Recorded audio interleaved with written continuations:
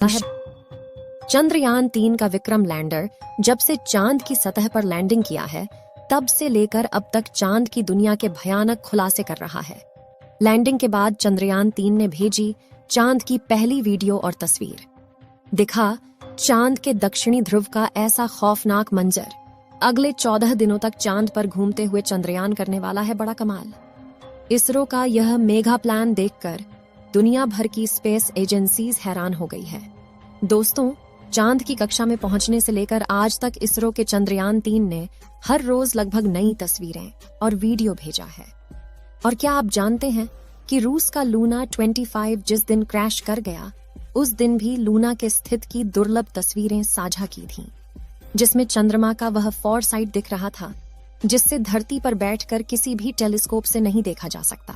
लेकिन इस वक्त की सबसे बड़ी खबर यह है कि चंद्रयान-3 चंद्रमा की सतह पर सफलतापूर्वक लैंड कर चुका है, जिसके तुरंत बाद उसने अपने अंदर लगे एडवांस हाई क्वालिटी कैमरा की मदद से चांद के दक्षिणी ध्रुव की पहली झलक कैप्चर कर ली है। और अगले 14 दिनों तक वह बड़े कमाल करने वाला है, जिसका खुलासा आज हम इस वीडियो में करेंगे। साथ ही आपको दिखाएंगे इस मिशन से जुड़ा वह पहलू जिसे देखकर इसरो के लिए आपकी इज्जत 10 गुना बढ़ जाएगी। तो देखिए इस वीडियो को अंत तक। दोस्तों, 14 जुलाई को पृथ्वी से चांद के लिए रवाना हुआ चंद्रयान-3 ने इतिहास रच दिया है, जब उसने 23 अगस्त की शाम चांद के साउथ पोल पर लैंडिंग किया, जहां आज तक दुनिया का कोई देश नहीं पहुंच पाया। चंद्रमा आज भी अपने अंदर अनेक ऐसे रहस्य समेटे हुए हैं, इसलिए दुनिया भर के वैज्ञानिक इसमें काफी रुचि दिखाते हैं। इसी बीच इसरो की तरफ से बहुत ही बड़ी गुड न्यूज आ रही है कि चांद पर लैंडिंग के बाद चंद्रयान-3 के विक्रम लैंडर की कंडीशन बिल्कुल ठीक है, और इसलिए चंद्रमा पर रिसर्च करने के लिए अपने प्रज्ञान रोवर को चांद की सतह पर खुला छोड़ दिया है। और ये रोबोट अगले 14 दिनों तक चांद के बहुत बड़े खुलासे करने वाला है। वहीं विक्रम लैंडर के एडवांस कैमराज ने चांद पर अपनी लैंडिंग साइट की सबसे ताजा तस्वीरें भेजी हैं।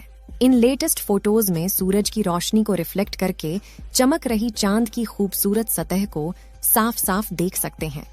साथ ही यह भी देख सकते हैं कि चांद की सतह कितनी ज्यादा ऊबड़ खाबड़ है, जिसका यह हाल लंबे समय तक उल्का पिंडों की बारिश की वजह से हुआ है।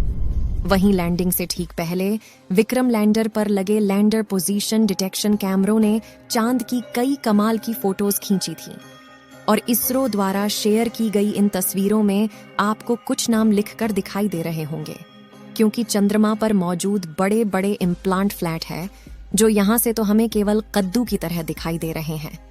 लेकिन चौंकाने वाली बात यह है कि इन्हीं रहस्यमय गड्ढों के नीचे 1-2 किलोग्राम नहीं, बल्कि पूरे 10 करोड़ टन पानी मौजूद हो सकता है, और कई बेशकीमती खनिजों का भंडार हो सकता है, जिसका रिसर्च करने के लिए विक्रम ने अपने प्रज्ञान रोवर को रवाना कर दिया है।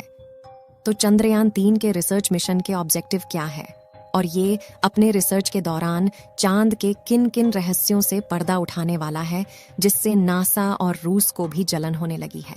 आइए जानते हैं दोस्तों।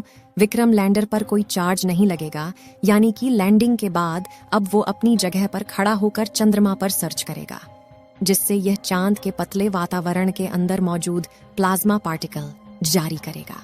दिन और रात में चंद्रमा की सतह के बदलते तापमान की जांच करेगा, अपनी लैंडिंग साइट के आसपास आने वाले भूकंप की गति और तीव्रता की स्टडी करेगा, और सतह के नीचे लेजर फेंककर सरफेस एलिमेंट्स की जांच करेगा, जिसके लिए इसके अंदर 4 पेलोड उपकरण लगाए गए हैं। जबकि चंद्रयान-3 का प्रज्ञान रोवर अपने टायर्स की मदद के चलते हुए चांद के दूर दराज इलाकों की तरफ रवाना हो चुका है, और चलते चलते इसने इसरो को भी चांद का डेटा भेजना शुरू कर दिया है। आपको बता दें कि प्रज्ञान रोवर में लेजर इंडक्टेड ब्रेकडाउन स्पेक्ट्रोमीटर और अल्फा पार्टिकल एक्सरे स्पेक्ट्रोमीटर जैसे 2 पेलोड उपकरण लगाए गए हैं, जो कि लेजर की मदद से चांद की सतह के अंदर तक जाएंगे और सतह के नीचे मौजूद पानी का पता लगाएंगे। साथ ही यह चांद की मिट्टी और चट्टानों में मौजूद मैग्नीशियम, एल्युमिनियम, क्रोमियम और सिलिकॉन जैसी कीमती खनिजों को भी खोज निकालेंगे। और इस रहस्यों से पर्दा उठाएंगे कि आखिर चांद के अंदर क्या छुपा हुआ है। यानी अगर अपने इस मिशन में विक्रम लैंडर और प्रज्ञान रोवर ने चांद पर किसी कीमती खनिज या पानी का भंडार खोज लिया, तो यह इतना बड़ा कामयाबी होगा कि भविष्य में जब भी चांद का नाम लिया जाएगा तो इसके साथ ही इसरो और भारत का नाम भी जोड़ा जाएगा। आपको बता दें कि रिसर्च मिशन चांद के वे लूनर दिन होते हैं जो कि पृथ्वी के 14 दिनों के बराबर हैं, जिसके बाद चंद्रयान 3 का विक्रम लैंडर और प्रज्ञान रोवर अपने आप निष्क्रिय हो जाएंगे और सदियों तक चांद की सतह पर खड़े होकर भारत के नाम का ठप्पा लगा देंगे। ऐसा इसीलिए क्योंकि इसरो ने वापस लाने का कोई प्लान नहीं बनाया है। वहीं इसे सिर्फ दिन के वक्त ही काम करने के लिए डिजाइन किया गया है, यानी 14 दिन के बाद जब विक्रम लैंडर की लैंडिंग साइट पर अगले 14 दिन के लिए रात होगी, तब इसके सोलर पैनल चार्ज नहीं हो पाएंगे और धीरे धीरे इसके सभी उपकरण बंद हो जाएंगे।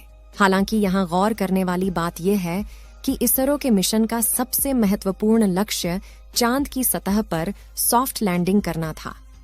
मगर ये सवाल आता है कि चांद पर लैंडिंग करना इतना मुश्किल क्यों है?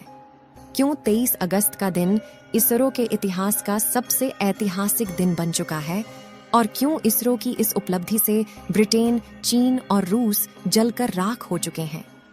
दरअसल दोस्तों, चांद के दक्षिणी ध्रुव पर उतरना आसमान से तारे तोड़ने के समान है, क्योंकि चंद्रमा के दक्षिणी ध्रुव पर सूरज की रोशनी उतनी नहीं पहुंच पाती जितनी चांद के दूसरे हिस्सों पर पहुंचती है।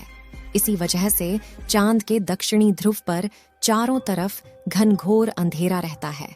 वहीं पृथ्वी से चंद्रमा के इस क्षेत्र की दूरी ज्यादा होने की वजह से लैंडिंग के दौरान कमांड सेंटर का लैंडर से संपर्क टूटने का खतरा बना रहता है। साथ ही चांद पर ऐसा कोई मजबूत वायुमंडल भी नहीं है जो लैंडिंग के दौरान घर्षण पैदा करके लैंडर की रफ्तार को कम कर सके। इसी वजह से चंद्रमा के इस हिस्से में लैंडिंग करना काफी चुनौतीपूर्ण रहता है। ऐसे में किसी भी स्पेसक्राफ्ट को चांद पर लैंड करवाने का एक ही तरीका मुमकिन है, जिसे चंद्रयान 3 के विक्रम लैंडर ने ही अपनाया था। इस तरीके में लैंडर को चांद की सबसे छोटी ऑर्बिट में अपनी न्यूनतम ऊंचाई वाले बिंदु तक ले जाया जाता है, जो कि 20 से 30 किलोमीटर के बीच होता है, जिसके बाद लैंडर अपनी कक्षा छोड़कर चांद की सतह पर उतरने के लिए रवाना होता है और नीचे पहुंचने के दौरान अपने थ्रस्टर्स का इस्तेमाल करना शुरू कर देता है, जो विपरीत दिशा में फोर्स लगाकर इंजन ब्रेकिंग का सहारा लेते हुए स्पेसक्राफ्ट की रफ्तार कम करते हैं। रफ्तार को कम करने के बाद लैंडर के सामने जो अगली चुनौती आती है वह होती है चांद की धूल। इसी बात से आप यह अंदाजा लगा सकते हैं कि आखिर चंद्रमा पर लैंडिंग करना कितना मुश्किल है और इसरो के चंद्रयान 3 ने कितना बड़ा कमाल कर दिखाया है। और इस मिशन से इसरो ने वो कर दिखाया जो नासा और रूस जैसे बड़े देश भी नहीं कर पाए हैं। जबकि रूस तो चंद्रयान 3 से आगे निकलने की हड़बड़ी में एक हफ्ते पहले ही अपने लूना 25 मिशन में बुरी तरह से फेल हो चुका है। यानी भारत ने अमेरिका और रूस जैसे बड़े देशों को भी पछाड़ दिया है और पाकिस्तान तो अगले 100 सालों में भी स्पेस रिसर्च की फील्ड में भारत के आसपास तक नहीं पहुंच पाएगा। दोस्तों, आपको क्या लगता है, चंद्रयान 3 चांद पर पानी की तलाश कर पाएगा या नहीं? अपनी राय कमेंट में जरूर बताएं। इस वीडियो को एक लाइक जरूर करें और अपने मित्रों तक इस वीडियो को शेयर करें ताकि उन्हें भी जानकारी मिल सके।